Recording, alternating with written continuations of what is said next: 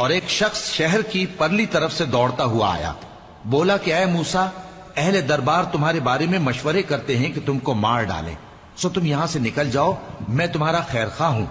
چنانچہ موسیٰ وہاں سے ڈرتے ڈرتے نکل کھڑے ہوئے کہ دیکھیں کیا ہوتا ہے، اور دعا کرنے لگے کہ اے پروردگار مجھے ظالم لوگوں سے نجات دے۔ اور جب انہوں نے مدین کی طرف رخ کیا تو کہنے لگے امید ہے کہ میرا پروردگار مجھے سیدھا رستہ بتائے۔ اور جب مدین کے پانی کے مقام پر پہنچے تو دیکھا کہ وہاں لوگ جمع ہو رہے اور اپنے مویشیوں کو پانی پلا رہے ہیں، اور ان کے ایک طرف دو عورتیں اپنی بکریوں کو روکے کھڑی ہیں۔ موسیٰ نے ان سے کہا تمہارا کیا کام ہے؟